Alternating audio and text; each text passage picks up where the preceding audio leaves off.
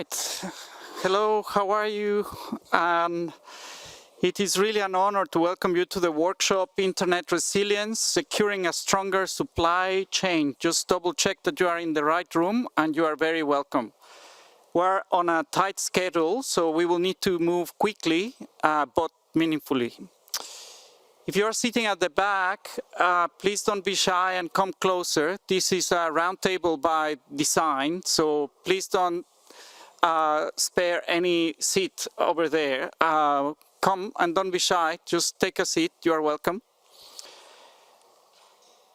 The closer that we sit, the more resilient our dialogue becomes, you know? I'm Pablo. I'm supporting the Marconi Society's Internet Resilience Institute. I'm very happy to be here, and I'll be your moderator for this session. Let's dive straight into the substance. I'd like to begin by turning to someone that truly needs no introduction, Vint Cerf. He will help us to set the scene. And Vint, are you there? I am here. Yes, I am. Fabulous. Can you hear me? Yes. Yes. Help us to set the scene, Vint, where the idea of this workshop comes from, and what would be your advice in terms of what would be the good outcome for this discussion? Put some stress on us. So in the short summary is that many of us have been asking ourselves very hard questions about internet and its resilience because we've become so dependent upon it. And with the arrival of new applications of artificial intelligence, that dependence is only going to increase. And the implication of dependence is that when it doesn't work, there are all kinds of consequences, serious problems. This is true of a lot of infrastructure. You don't think about it until it doesn't work, like when the power goes out. Now what doesn't work, or when the roads are all blocked. So I'm sure you can, when your mobile doesn't work, that's become a very important infrastructure. And when it doesn't work, there are consequences. So the internet has become so woven into a significant part of our ecosystem that we are very concerned about its resilience and reliability. We talked about that in a number of different contexts, and the specific one for this meeting has to do with the supply chain. Since the internet is composed of many, many pieces coming from many, many different sources, a very significant part of the internet is software. After all, it's the protocols that make all these things work, running on, of course, physical equipment that we also depend upon.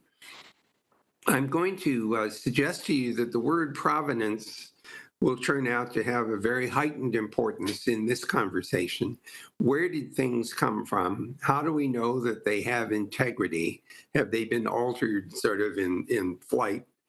Do we know who was responsible for them? Do we know where to turn when things are not working properly? So if we ask ourselves, can we document the supply chain that leads to a particular product or service? Can we know that it has integrity? And this is particularly applicable to open source libraries, which have become a major component of the development of products and services in the internet space.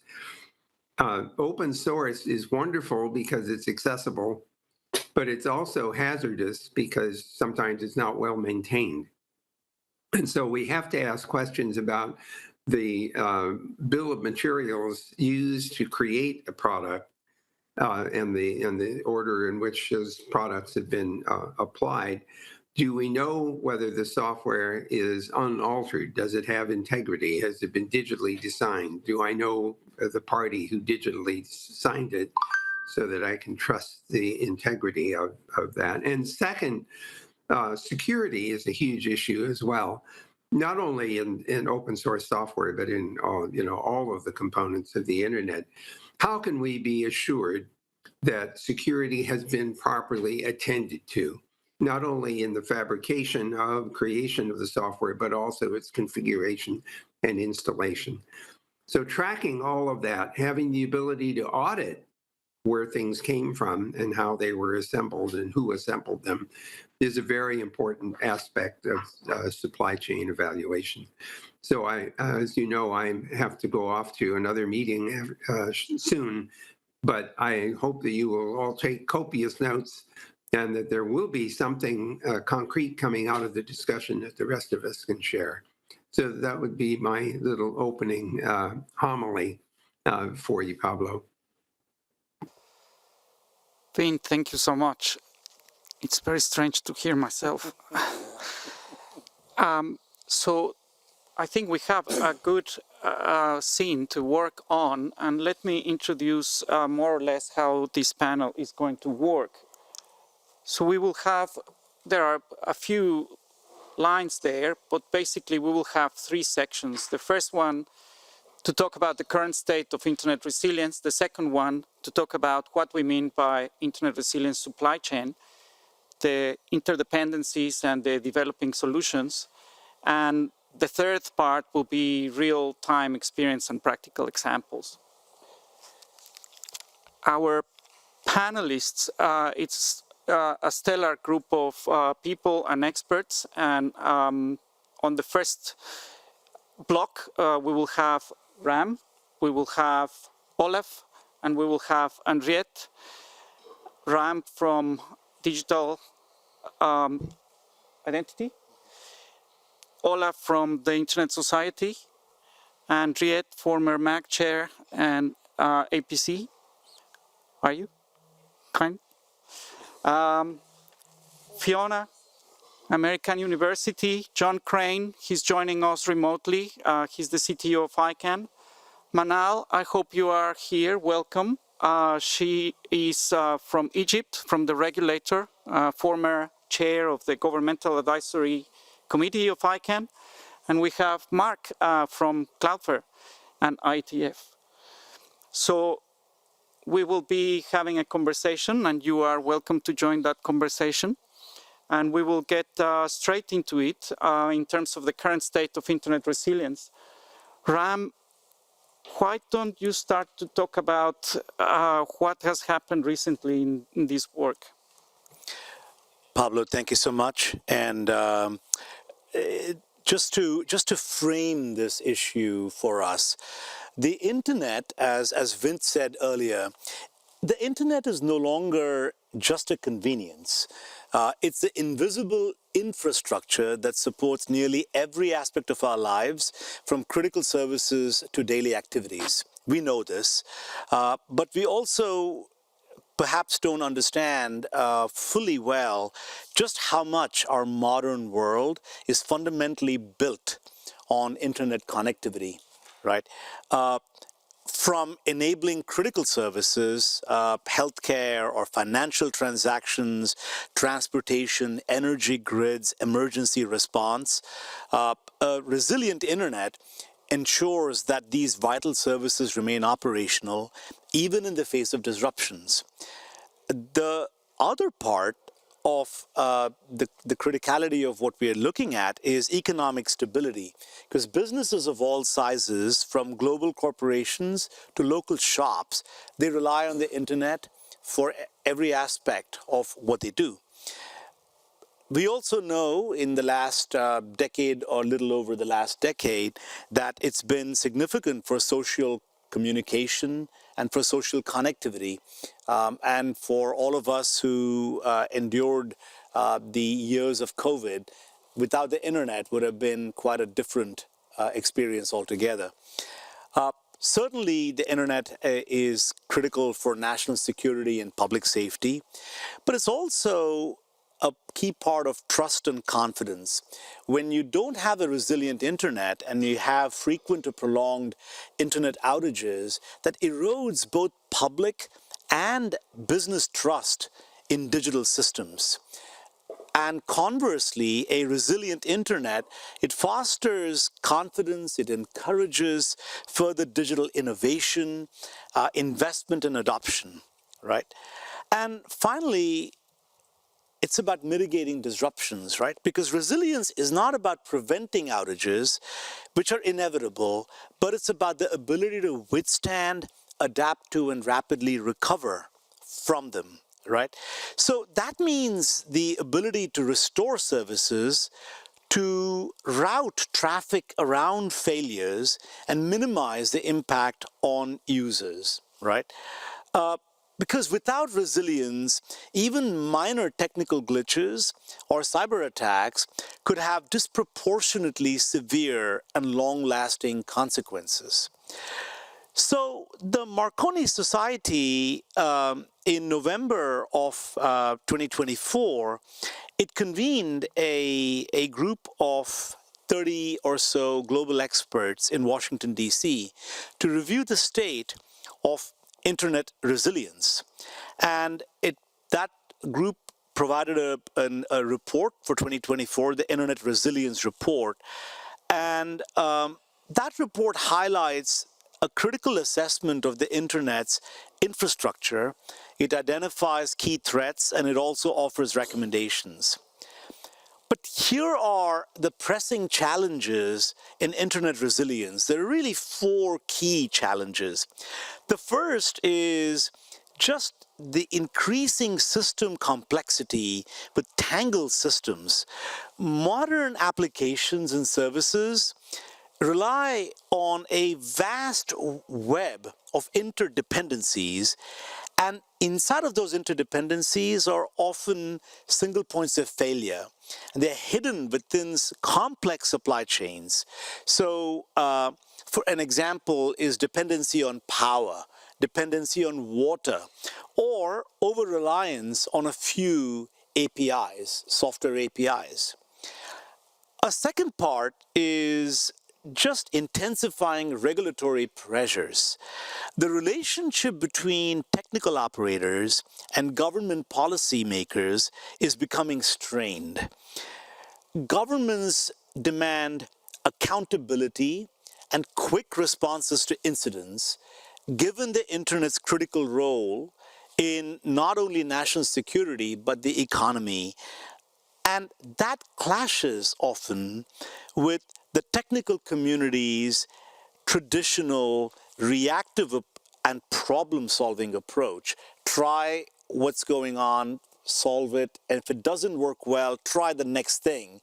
In the meanwhile, you have a government regulator saying, I don't want you to try the next thing, fix it now, right?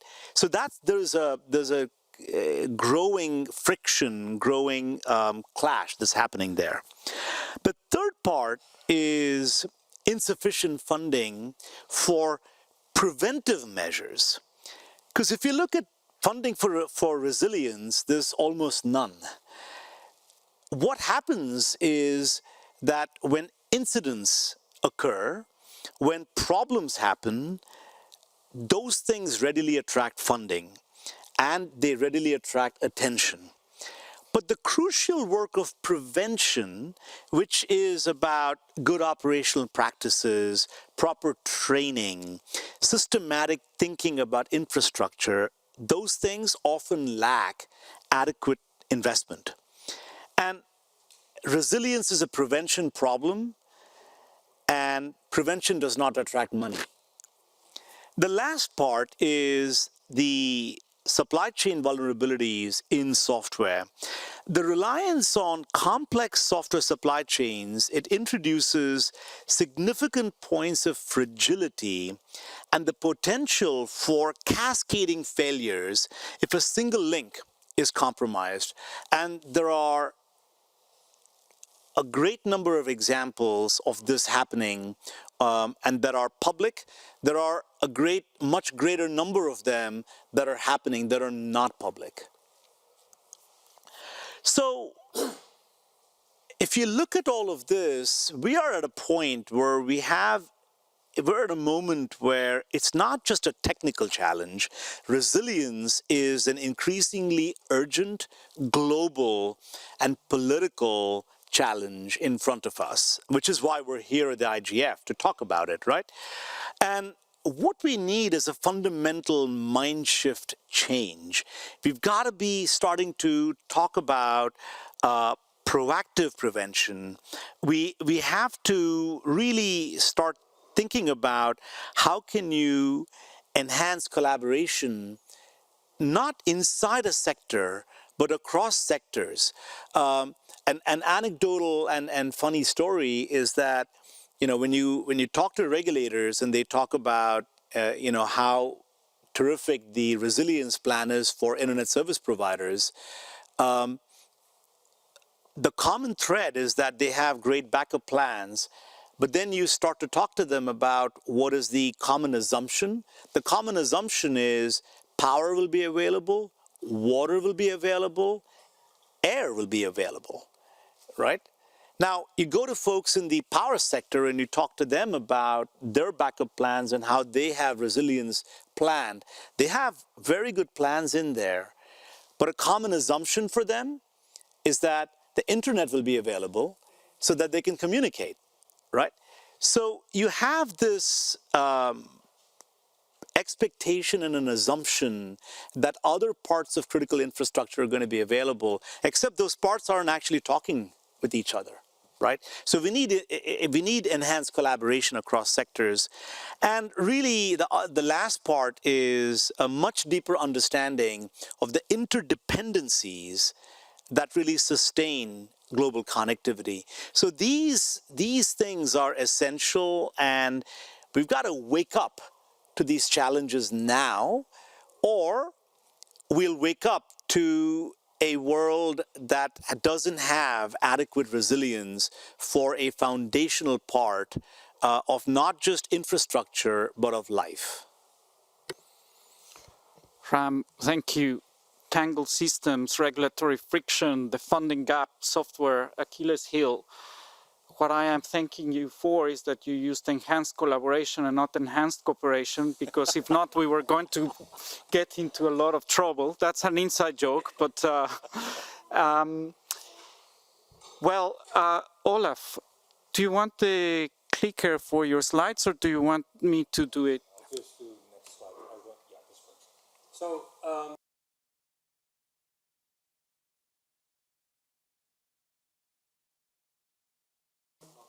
there it is. First, I want to apologize, Martin Borteman, who was initially scheduled to moderate the panel, but he had to leave because of family emergency. And that brings us to the matters of life. What you see here on the picture is a staple food for the global minority, bread. This is something that is delivered to our grocery stores, and this is a little bit of a global minority description of the issue. But this is being delivered to our shops with our groceries on almost a daily basis. And I'm telling this a little bit to make the story of resiliency a little bit more, give it a little bit more life. The way this works is that a grocery store will place an order. That order will go into a logistics system.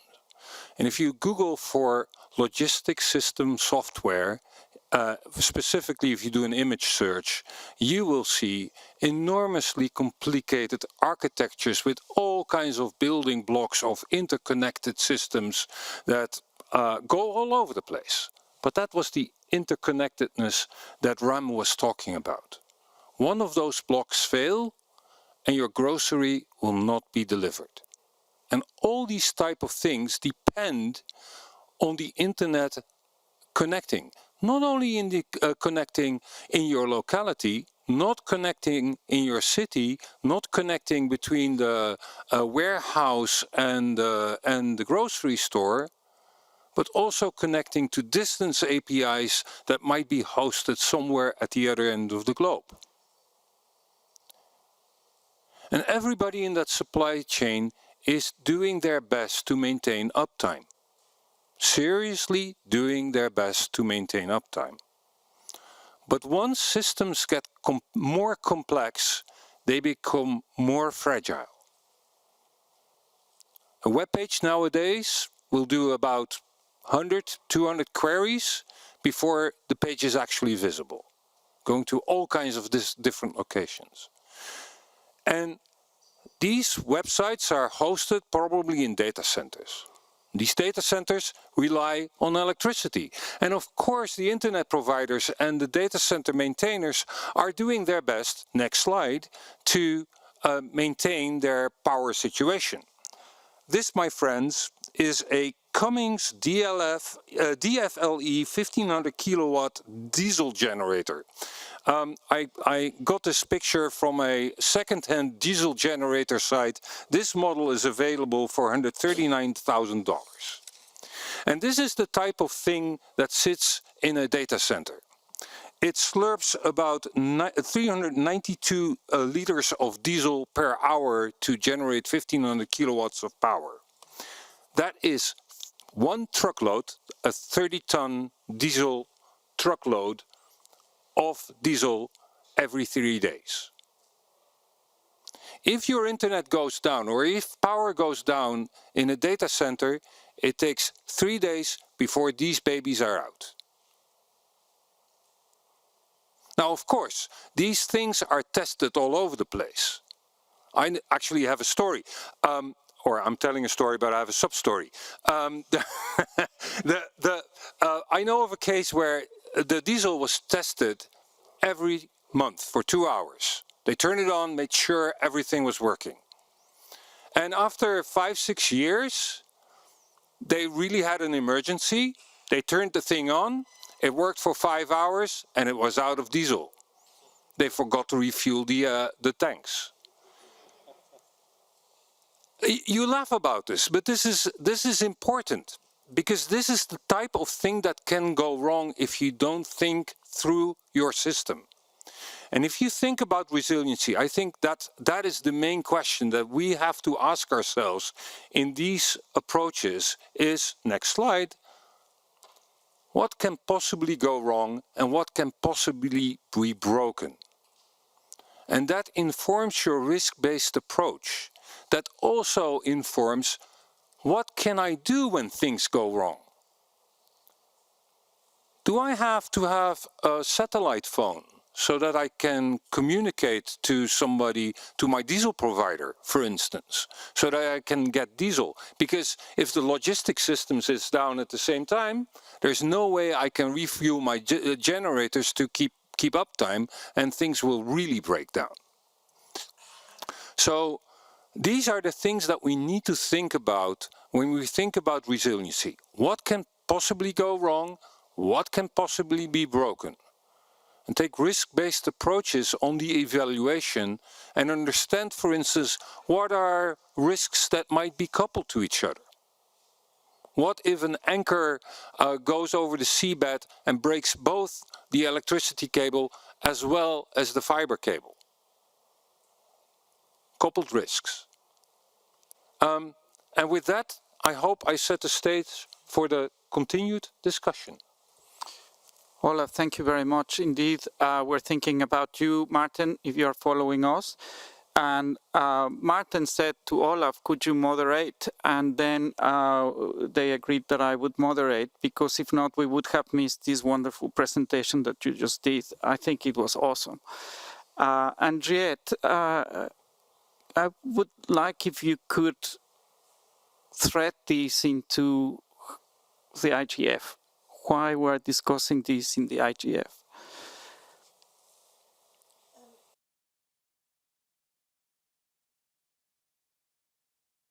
These mics have to be switched on. Thanks, Mark. Because the IGF, I think, is the place where we connect people, the people at the other end of the breakages, to the processes that involve both technical coordination, policy and development, as well as other areas of policy coordination and development, as well as practice, as well as innovation. So I think this is the place where we try and talk about how does all of this make a difference or not make a difference in people's lives. So you also asked me to say, what is my take coming, from the Global South on internet resilience? And I think I'm from South Africa, so I live in a big city. So, but it happens to be a big city that has electricity outages, if not every day, every few days. And I live in a region where there's been drought recently, so all the countries along the Zambezi River, Malawi, Zambia, Zimbabwe, had power outages as a result of drought because they rely on hydro, and that if the dam levels are too low, you just don't have electricity. So I think for many people, internet resilience is something that other people have.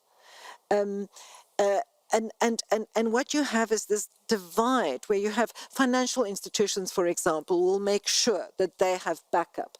Upper middle class people would have moved to solar by now. So when it comes to dealing with these disruptions, which are often not easy to control, there's a vast difference in how people are able to respond to that.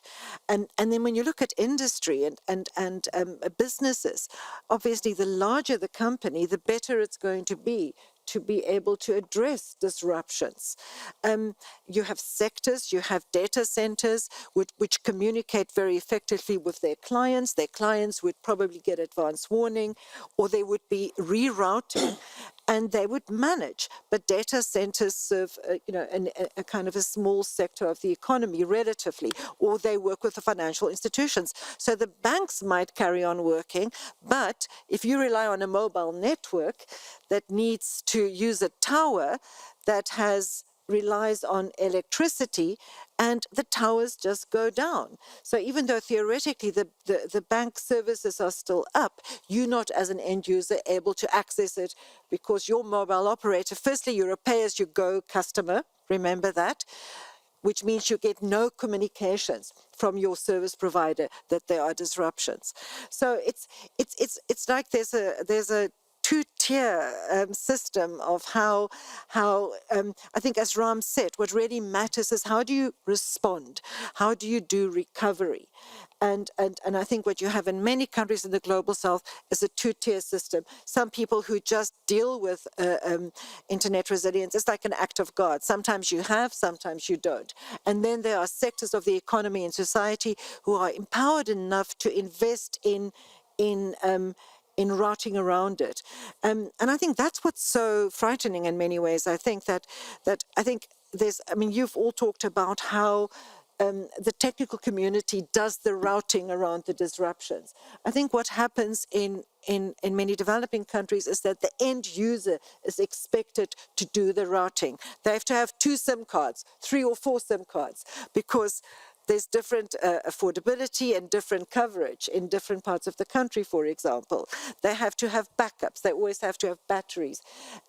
With the undersea cable disruptions that have hit much of Africa, well, much of the world, in the last year, you have no idea. There's no communication. There's no information. Unless you're actually an internet service provider that belongs to an internet service providers association or a peering point, they're very good at communicating. But if you're any other business, never mind an end user, you will not know what the current status is of undersea cable breakages and repair. You basically just have to wait and see and hope for the best. So I think just my last input here, I think, Ram talked about enhanced collaboration. I'm very happy in saying enhanced cooperation, by the way. I think enhanced communication. I think we need to, at the moment, there's the security sector, the companies that provide the security and the backup are very good at communicating with one another, in fact, and I think there's a lot of cross-industry, cross-discipline collaboration. But there's no communication with end users or with the rest of the world, who still, as Ram said, is so dependent and takes for granted that this is going to be available. And I think the result is exactly as Ram said, it breaks trust, and I think it disrupts innovation, and it disincentivizes people from beginning to embed the internet in daily life and daily services on a more routine basis. Thank you, Henriette. We're just on time. We're going well. We're doing well. We have participation online. Nandifa Natsaluba, What a great topic on resilience. Do we have a business continuity strategy for unplanned disruption leading to a total global unavailability of the internet? They are very switched on. I would like to know where are you from, but welcome to this panel. I see as well some empty seats, so I welcome people to join us. Don't be shy if you would like to participate at a later time when we open for questions. Let's go into the second block about the supply chain, the interdependencies and developing solutions. And for that, I would like to ask Fiona if you could help us with some mapping and the work that you are doing in terms of identifying the gaps and the policy concerns. Sure. Hi to everyone, and thanks, Pablo. You're doing a great job stepping in to moderate. And thanks for the invitation to participate and speak, and to John and Aisha and others at Marconi Society for this really interesting project. Ram talked about the session that we had in Washington last year now. I don't know, time all flies for me. But from that, we've been having a couple of different conversations, and we have a working group that's specifically trying to put together an internet resiliency mapping exercise and actually putting together a map of what that supply chain looks like. And the goal of our, I think there might be a slide somewhere, but the goal of our group is to produce a map that identifies the actors, institutions, and dependencies across the internet ecosystem infrastructure supply chain. And as Henriette's story really highlights, that's not just what we normally think of. It's not just traditional telecom providers, ISPs, DNS players. What we're hoping to do with this exercise is demonstrate clearly that our internet ecosystem infrastructure supply chain includes everybody. And we're hoping to do that with this map. Again, our default is to kind of only focus on the people that we think of and some of the people that are here, but we're really hoping to help go through this exercise and confirm that it's much broader than that. So not all actors or institutions fully appreciate their role and corresponding resilient responsibilities. Not all these different silos are in a routine habit of talking to each other, back to enhanced communication or whatever enhanced C where we're going with this cycle. So I think we're hoping to do that as well. So what our working group is doing is that we're trying to do all of this online as well through Google Docs. So that will be an interesting test of our ability to work together. But the group's going to develop a map that follows the path of an IP packet and that a routine internet user action initiates. So I think we'll figure out like what couple of examples might make sense so that this is an accessible tool for everybody and anyone regardless of their technical skill sets. I should also offer the observation that I'm the least technical person in the working group, which is great for me. I get to rely on all these great engineering minds that are part of the group. But we're going to follow the packet, the route that a packet takes at a 30,000 foot level, and we're going to try to identify what infrastructure layers the packet hits as it goes from you typing something to getting to its destination and to delivering what you've asked it to do. And so I know obviously we'll probably talk about power and water, which I think we all kind of know, and I think was highlighted with the most recent sort of broad-based internet outages we saw in Europe and Spain most recently. But we want to see what other parts of and what other sectors of the world that we're hitting with all of that. We did talk about and we have discussed that we want to find a way to acknowledge there are some cross-cutting issues that we're not going to address, so that we kind of scope this carefully and don't try to take on everything at once. So we're not going to try to take on sort of the policy and regulatory landscape at the outset and sort of acknowledge that at the first instance. If this works for us, which I'm optimistic that it will, we're hoping to have a first draft of the map for the Marconi Society meeting that's happening in November. And if we think this is useful and we think we're providing a value add to the community for doing this and we like the map, but by we I mean all of us collectively, we like it, then I could envision next iterations of the map that then dig into each bucket. Maybe there's a resiliency map just for energy and one just for power. But I think at the outset, we're just trying to get everyone together and get all these smart engineering minds together to figure out where does a packet go and what might need to work and what happens when those things don't work. So that's what our group is doing, and I look forward to talking about it more and others that want to be involved and answering any other questions. But again, I thought it was a really interesting exercise and one worth spending some time on. So I'm really happy to be a part of the exercise. Thank you, Fiona. Those were a lot of words per second, and it's always I will be like you when I grow up, and will have that speed of thought translated into language. That's amazing. I'm not sure if you have John Crane. John is at a very odd hour, so I'm sure he will be much slower than you at this time. John is online. If you can I am. put him on. He's going to talk about, I guess, one part of that map, which is the unique identifiers. Good morning, John. Have you had coffee? Good morning. Can you hear me? We cannot hear you. Try again. Okay. I am unmuted, so. Yes. Can you hear me when you put your headphone on? Yes, we can hear you. Yes, good. Wear your headphones. So, good afternoon, everybody. It's early morning here in Southern California. So, indeed, I work for an organization called the Internet Corporation for Assigned Names and Numbers. Many of you may have heard of us, often just referred to as ICANN by its acronym. And as tech folks, we love our acronyms. So resilience is interesting. Even if you look at the identifier systems and the role of ICANN, ICANN has existed for approximately 25 years, a little bit longer. And our bylaws talk a lot about security and stability. Those are the other two sides, in my mind, of resilience. You know, with resilience being the ability to bounce back once one of those two things don't happen. Now, identifiers is not just the domain name system, right? So most people think ICANN, they think DNS. But ICANN is also responsible for the Internet Assigned Numbers Authority, and they register literally thousands of different types of identifiers that are used on the internet. And for the internet to work, and for that packet that Fiona was talking about to get from one place to another, all of those need to have certain attributes. Often that is a uniqueness to the attribute, to the identifier, or it is some other special relevance to the protocols and how all the protocols work.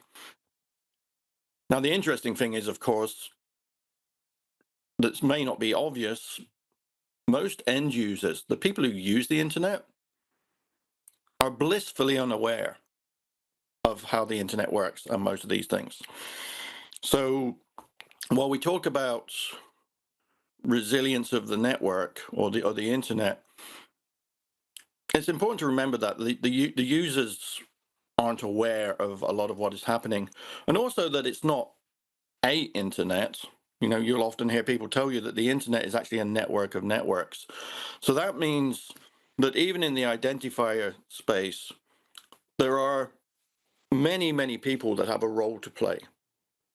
It's not just ICANN. ICANN's role is really about administering the top registration databases, the initial information of many of those identifiers. Now, if we look at the DNS, the domain name system, and you look at the history, and you go back to the early days of ICANN or pre-ICANN, that was a system, and you know the root of the DNS is a very critical system for the internet to work. It's where the domain names start, where the resolution from that web browser to getting you somewhere starts. Back in the late 90s and you know into the early 2000s, you were talking about 13 systems around the globe. Now, what the industry was able to do was to notice that that was an issue, right? We said to ourselves, this is an issue that could affect the resiliency and the stability of the ecosystem. New ways of doing routing were developed, something called Anycast, and now you have 2,000 roughly locations around the globe where this infrastructure is. So you can build resilience, but it actually takes you thinking about it, and it takes time, right? And it takes what Ram talked about. It takes investment in resilience. You know, building something like this out is not something you just do overnight. Now, ICANN is also interesting because, very early on, we realized that this is a global asset or a global ecosystem, and it required global policy making. So when it comes down to the domain name system, any of you who are familiar with ICANN know that there is actually a global, what we call multi-stakeholder system for the governance and the policy setting around that. So, in some ways, and I've been with ICANN for quite a few years, in some ways we spent a lot of effort and time over the years to develop ways that we can include the user and the ISP and the governments and everybody else in the discussions. But we also worked on the technical side with our technical partners like the IETF, the root server operators, and many others to actually increase resilience. But you don't just increase resilience and stop, right? The internet is a growing thing. You have to keep looking at how you're going to continue to increase and keep that resilience. And you have to be aware of all the things that you rely on for that resilience. And that's why the Marconi Society's work is really interesting to me personally, because I do sit and think about, what if we have a major power outage? What if we have a major code flaw? How will that affect the identifier systems, and further, how will that affect the internet? So it's really good that our friends at Marconi, and I thank them for inviting me to take part in this, are looking at the broader scope of what does it take to provide resilient communication, because remember, the internet is a communication device across the globe. So identifiers are a big part of that, and it's what makes myself, in my role as the CTO at ICANN, lose sleep at night, sitting thinking about how we keep this stuff resilient. But it's more than just what we do. It's so much broader, power, water, protocols, and just think about everything it takes to not only move a packet, like Fiona was saying, from one place to another, but actually to do the right thing with that piece of data when it gets to the other end. So I'm looking forward to hearing what the rest speak, and I'm going to hang around to answer questions if there are any. Thank you, everybody. This is very nice. Thank you, John. And this is all about collective risk management in a collaborative way. And it's really good to converge here to discuss these matters. Manal, I'm not sure if you are online. Welcome. She's in Egypt, and this is another part of the map, which is the governmental aspect of things. And would love if you could talk about the regulatory challenges and the role of governments. Manal? Yes, I am, Pablo. Can you hear me? Yes. When you put your headset? Okay. I'm ready. Okay, great. Thank you very much, Pablo, and thanks to everyone for the inspiring interventions so far. So, as was already mentioned by everyone, the internet has become more than just a communication tool. It's part of nations' critical infrastructure, backbone for digital economies, and a fundamental need for society's development. So dependency on the internet and its infrastructure is rising exponentially, and it's increasing even more with IoT, AI, and other emerging technologies. This growing reliance exposes the need to work on securing the internet against the escalating risks that endanger not only critical services running on the internet, but also the mere functioning of the internet itself. Such risks include unintentional errors like infrastructure failure, power outages, misconfigurations, but also sometimes intentional disruptions such as internet shutdowns, geopolitical tensions resulting in cyber attacks, and disruptions caused by wars and weaponization of the internet and the cyberspace. All this, of course, in addition to the very well-known natural and climate disasters, as well as crises that may trigger unforeseen traffic spikes, like what we have all experienced with the COVID.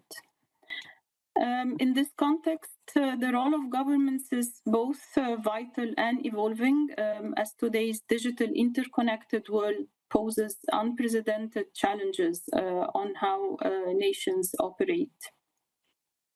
This role ranges from simple awareness and incentivized encouragement to mandated requirements and enforced regulations. Accordingly, governments, as stewards of national digital infrastructure, should promote conscious investment in resilient networks with built-in redundancy and also benefiting from technologies diversity like satellite versus land or undersea cables, properly secure and redundantly store digital registries, devise robust acts, laws, regulations, or frameworks that balances national interests with global interoperability. Be aware of and minimize dependencies that were already mentioned, and carefully manage third-party elements in the network, but also encourage keeping local traffic local through IXPs. As we've already heard, also cooperation and collaboration with other sectors is extremely important to align efforts towards having a national digital resilience strategy that is constantly being updated.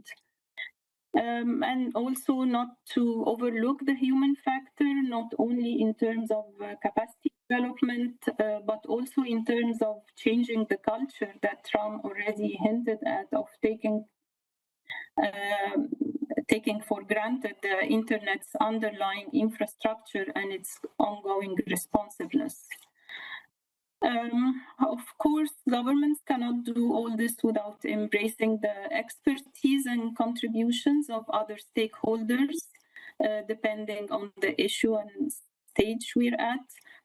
The internet is already a global shared resource, and its governance must reflect that reality through what we refer to as multi-stakeholder approaches, where governments, private sector, civil society, technical community, academia, and international organizations all work together in order to reach well-informed, sustainable decisions, devise more effective, people-centered regulations, and achieve feasible and realistic solutions that are mindful of the global public interest. On the other hand, stakeholders should also understand and respect government's concerns in order to be able to reach a constructive way forward.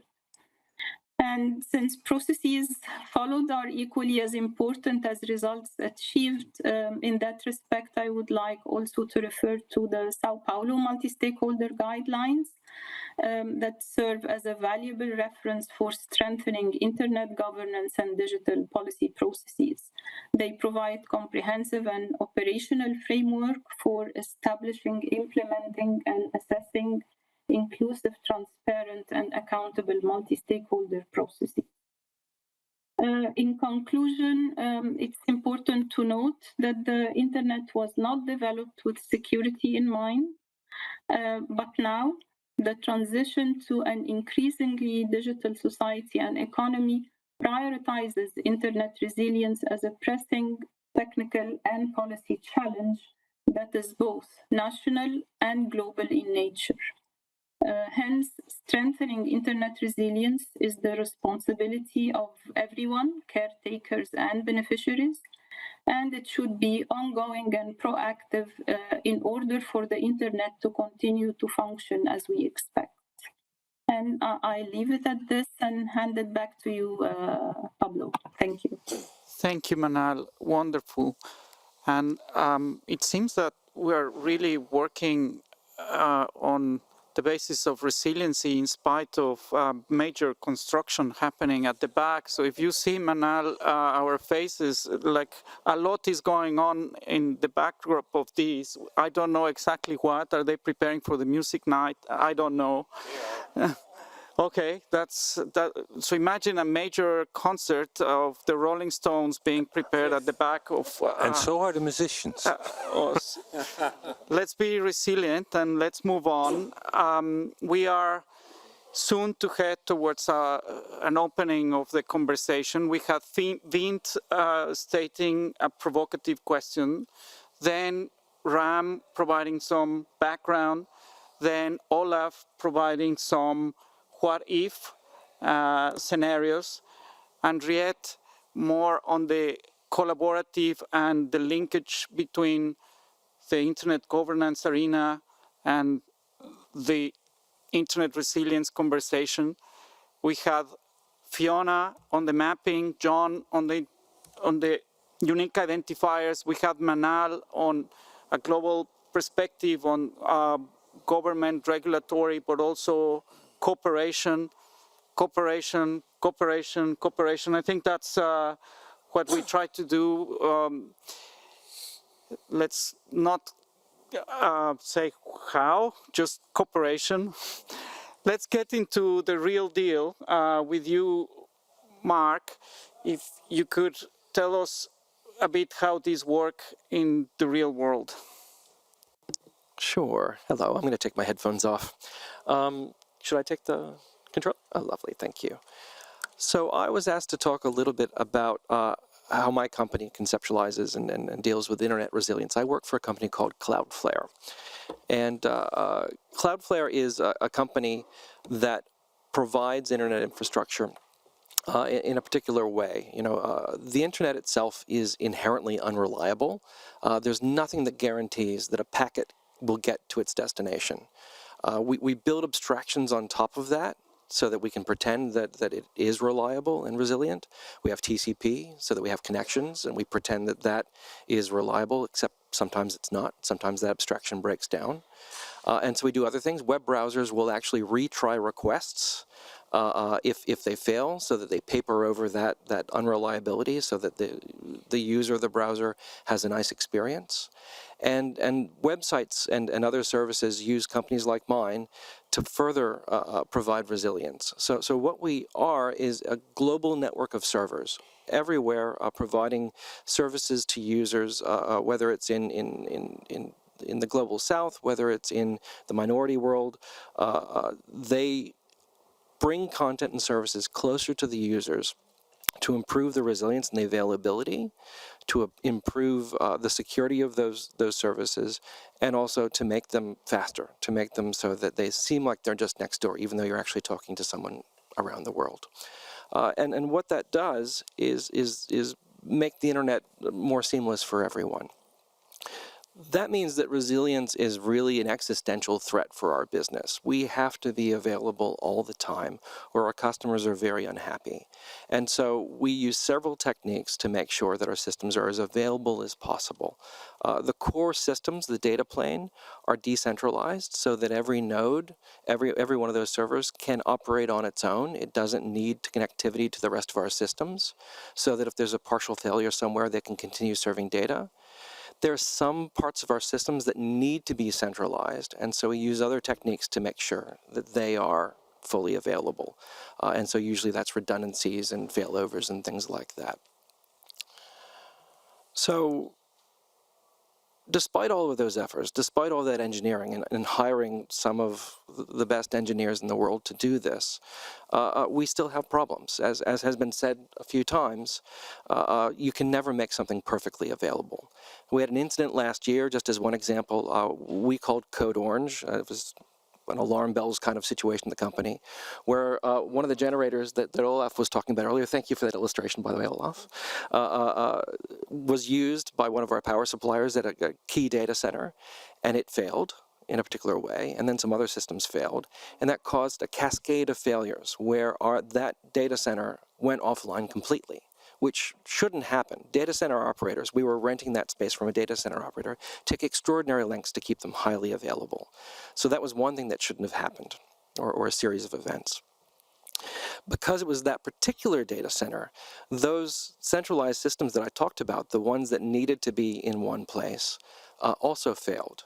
And we had designed them to fail over to another data center when that happened. It turns out that didn't happen as well as we anticipated. And so it made those control systems unavailable for about a day and a half. 6 hours was the length of the real outage there, but it kind of trailed on for about a day and a half where there was partial availability.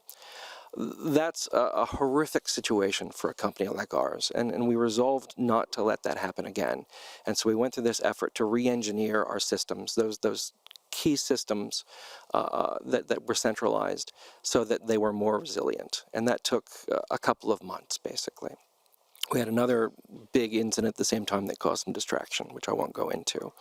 But there were a lot of lessons that we learned from that. Even though we had a lot of very talented eyeballs on these problems, making sure that these systems were redundant, you still have to continuously improve your resiliency and follow the best practices, define what those best practices are, interrogate how you're using these systems, provision for failure situations, and test the failure. Make sure that you intentionally fail your systems to understand how they behave. And consider what happens when there are these cascading failures. And finally, be transparent about your failures. We are very proud that every time we have one of these incidents, our CEO or our CTO writes a blog entry that explains what happened and why, so that we're transparent to our customers. We had indeed another incident just about a week ago where we did that. But unfortunately, this is not just an issue that happens within one company. That would be a much simpler problem to deal with. It's a systemic issue. It's a whole of internet issue for resilience. And then one example there is around routing security. The routing system is critical to internet resilience. We need to be able to route packets around the world. And it's one of those places where everyone has to agree on what the reality of routing is. And so Cloudflare has spent a tremendous amount of resource, and we're very committed to RPKI, the routing security issues. We're collecting routing data about this in our Radar platform, which is our kind of internet observatory for statistics about the internet that we are able to observe from that worldwide network of servers we have. And that helps us to identify and mitigate these systemic issues. But I think it's that cooperation that we've been talking about across different kinds of businesses and different parts of the ecosystem that's so key to make sure that as a whole we're able to have those abstractions so that people don't have to worry about this in most cases. Mark, thank you. We are moving from theory to practice, and I think this is a very good moment to start opening the conversation. I would love to open the floor if you have any questions, and if not, by all means, que gusto. Adelante. If I may, just to tie what Mark was saying to what Ram was saying, basically the previous failure is always prevented.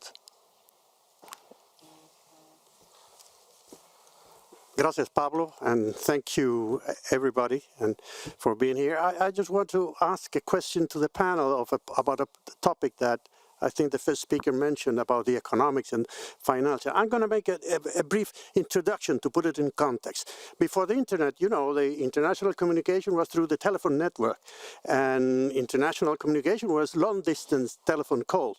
And the business model there is that the call, it was originated by the company in one country, it was finalized by some other company, and they shared the revenue of that call. That was a very sound business model in which everybody that cooperated, maybe there was some other intermediary in that call, but everybody got a fair share of the revenue there. By historical reasons that when internet first moved out of the continental United States, there was set a rule that those who want to connect has to pay the whole share of the communication. In the last years of the past century, oh my God, has passed so many times. This was a big deal. It was called the International Internet Communication Cost. And it was even raised in the ITU, you know, in study group 3. There's the recommendation from those days, the D50 recommendation. And it was a very big issue, even for some European countries and companies, even for Australia. They were very vocal about that. As the time passed, the companies from these developed countries solved the problem by putting their connection into what is called the core or the backbone in the internet. And eventually, this communication problem cost has been alleviated in some other places through IXPs and companies like the one who has just put, but alleviated because still the problem is that these revenues are not external to the country. I forgot to say that during the telephone long-distance model, those income, especially for developing countries, was the one who financed, that you mentioned, the infrastructure development there. It was billion every year. When the internet came, all those yearly billions that was going from outside to developing countries disappeared. Now that's not only happening, this uneven distribution of revenue, it's not only happening through of the communication infrastructure, also about the information. We see the information, data, even knowledge that is created in many countries, even if it's flowing two directions, the money is flowing in one direction, and that is no surprise that a few companies, only a fistful companies, has amassed so massive amount of money from resources that comes from everywhere. So my question to the panel is the following. Don't you think that that uneven flow of revenues could be a cause in the long run of unsustainability of the internet? Thank you. Those were the days, the international charging arrangements for internet services from 1988, the Australian and all those debates. It reflects some part of the economics of the infrastructure, and I wonder how this is linked to internet resilience. So that's a provocative question for sure. I'm not sure if any of the panelists would like to take it. Fiona, I knew it. For sure, I'm happy to talk about the telephone accounting rate regime and 2 decades of arguments that we had, Juan, about accounting rates and how that system and model could not be applicable to the internet, because if you tried to apply the traditional telephone circuit switch model of accounting and revenue to the internet, it would actually require breaking the internet infrastructure that we're trying to preserve. I would also dispute that all of those accounting rate revenue and that passing of money that went to other countries was not always used to build the infrastructure in those countries. So we could talk about that a lot too offline. But I will say that in terms of whether or not the sort of ICAEUS debate or the fair share debate, because it's back again, I can't believe, is relevant in the context of this, I'm not quite so sure. But I will say that one of the ways of dealing with sort of internet resiliency, and maybe Olaf and others want to talk about the development of IXPs, and Mark wants to talk about peering and other things like that. But the model of traffic exchange in the internet ecosystem is through peering and transit, and that's the way commercial parties privately resolve these revenue constructs that you're talking about. But there has been a lot of work. I think John Crane talked about the root server instances, and I know there's been lots and lots of works by ISOC and others to get IXP deployed, and that has really shifted and changed the traffic patterns. So we no longer see the unequal traffic patterns, the ones we're talking about from the 1990s, where, you know, if you were somewhere in a different part of the world and you wanted something on the internet, it always had to come back to the United States or Western Europe. That's no longer the case anymore because of all the work people have done on internet resiliency. But in terms of the policy and regulatory stuff, we could talk about this for hours, as you know, but maybe the more technical people want to talk about how this relates to the internet resiliency construct. For hours or for decades, indeed. It has been decades. Please. Thank you for a good workshop that we understood a lot about the resilience of the internet infrastructure.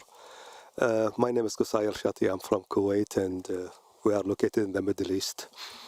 And as you know, the circumstances in our region. It's a question, can we consider the safety and the security of the internet infrastructure part of the resilience, or the part of the concept of the resilience of the internet infrastructure itself? When I talk about the safety or the security of the infrastructure, whether it's a ship anchor that cut off submarine cable, or whether an area of hostilities where sometimes the communication or the internet infrastructure get limited into operation, or get halted, or get targeted. So would we consider the safety and the security of the internet infrastructure part of the resilience approach, or this is a different angle? It's just a question to the panelists. Thank you. Thank you, Henriette. Then Ram.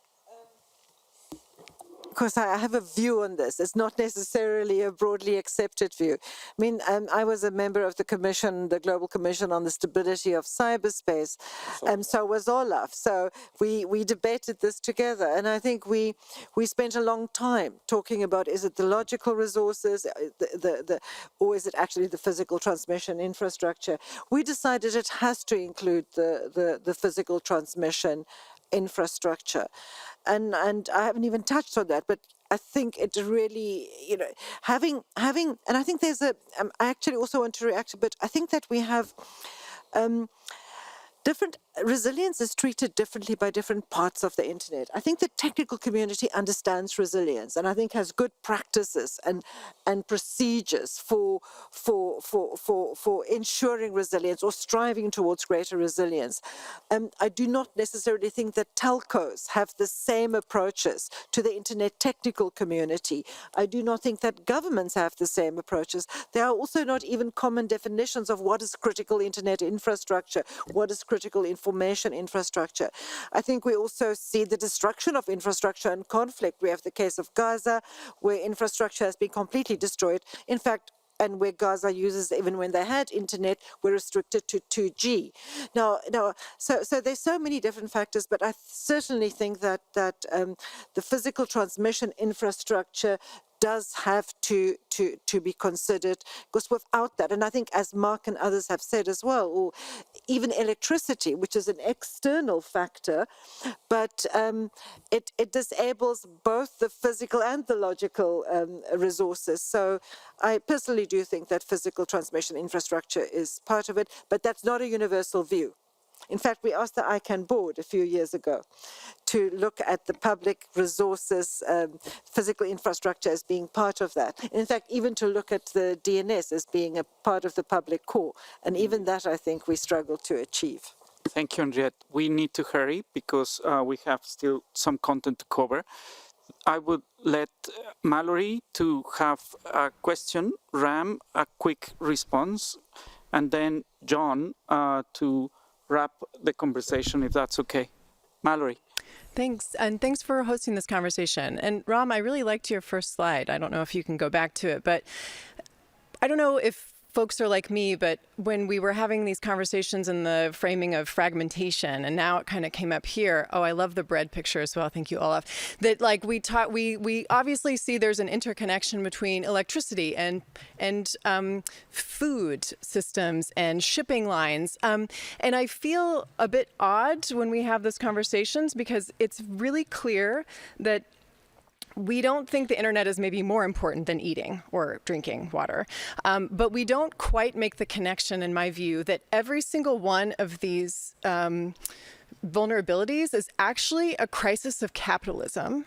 And we aren't thinking holistically in terms of the political economy of the internet. And I can say if we think that we can solve those problems without solving power or without you obviously have gotten that, right? Like we can't solve these problems without solving electricity and power and other things. We can't solve these problems without thinking about what happens when some states invade others or there are internet shutdowns. You know, we have to think of it holistically. I wonder if we imagine the project we're trying to take on together to keep the internet resilient is a project that will transform our global capitalist system, or it's a project that very much depends on some other sector sorting those things out?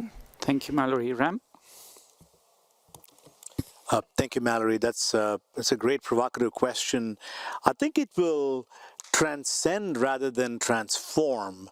And I don't want to talk necessarily about, I mean, I think there's quite a bit to discuss about the system and whether the system itself is primarily at fault. I will point out that in these resilience problems happen in non-capitalist systems as well. So that's just one thing. One very brief response to the gentleman from Kuwait who had the question. He had talked about. He left. So he's on the at the table there. You'd spoken about security and safety. I want to say you should be thinking about security and stability, not safety, because safety is often what the user perceives. Stability is something that you can actually affect as a regulator or as a government. Thank you, Ram. I would love for John Janowak, the President and CEO of the Marconi Society, to help us wrap this up. Sure. Thank you, Pablo. And thank you to the panel and all of you for attending today. This is a near and dear subject to the Marconi Society. I was approached not too long ago by Vint to take this on as one of our core issues for the society. And since we did, we've just gotten a great amount of support from the industry. And so this is one of the first readouts that we're providing publicly. So thank you for attending today's session. Raising the awareness of this critical issue that's often unappreciated or is the topic of internet resilience. And it's going to take all of us to ensure that this matter gets the attention that's required. So again, we look forward to having you all involved. The responsibilities are cross sectors, cross geographies, and cross disciplines, as you heard today. One of the things that we were fortunate to do is we were able to bring together some of the top experts in the internet, and I think we have a photo up here of our activity together in Washington, D.C. last November, where we really sat down and looked at, what are some of where are some of the critical issues in resiliency of the network, reliability, stability, and resiliency. And the report that we ultimately came up with is right here, this yellow report that's on the internet on our website. Please, go ahead and download that report and take a look at it. And we welcome your organizations to get involved in this. The more people we get involved in looking at these issues and helping solve these issues, the more resilient the internet will become. So we're really looking forward to working with all of you on this issue. So on behalf of this group here, which is all, most of the members on the panel here are part of the Internet Resilience Advisory Council, as well as the Marconi Board of Directors. We look forward to working with all of you on making the internet more reliable, stable, and resilient. So thank you for attending today. Pablo? With that, I wish we have a really good concert, and thank you very much for attending the workshop.